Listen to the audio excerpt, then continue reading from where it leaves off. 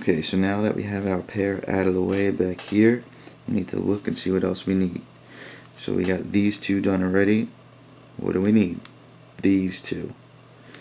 Okay, so this is obviously already in the right spot because those middles don't go anywhere. So we'd obviously need the green and red. So the green and red edge is up here. So what we're going to do is match up this sticker on the edge. There it is. And we move it to one of our test positions.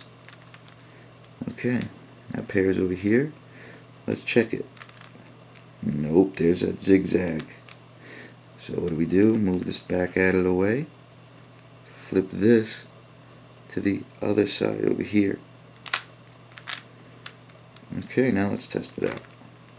Oh, we got it. So now we just put it into place. Okay, so basically we almost have our first two layers, or F2L as they say. So there's just one little corner column here.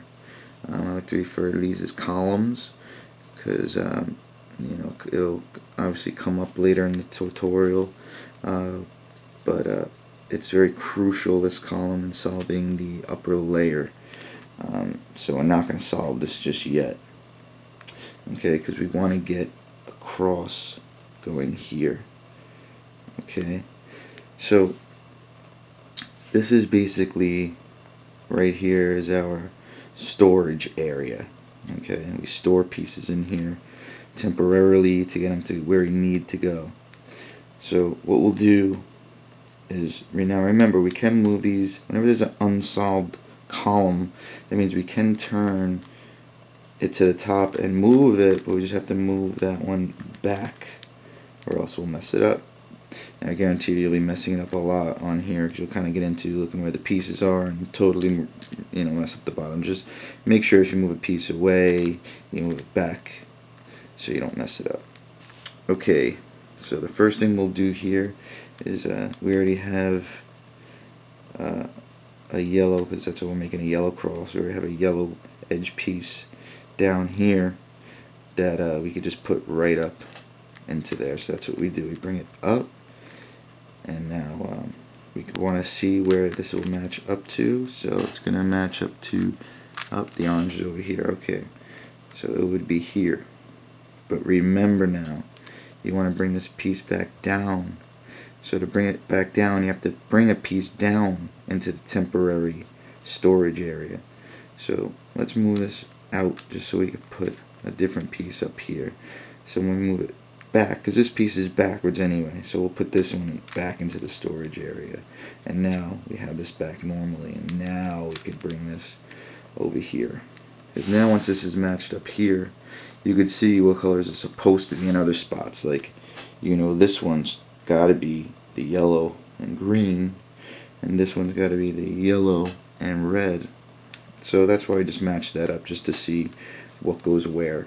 Because this one was backwards, that's why we took it out of there.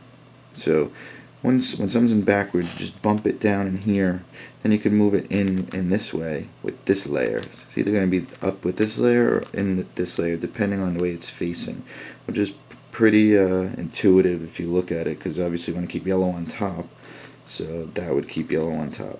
This would put green on top, so that would be wrong. Okay, so where does this green piece go? Okay, it goes in this spot, so let's move it in there. But remember, we're going to turn it and bring a bad one down, so we can always put it back. Okay, now these last two we want to put in the wrong spots, just so it's easy for us at the end. So in this one right here, you know, it's supposed to be the red one.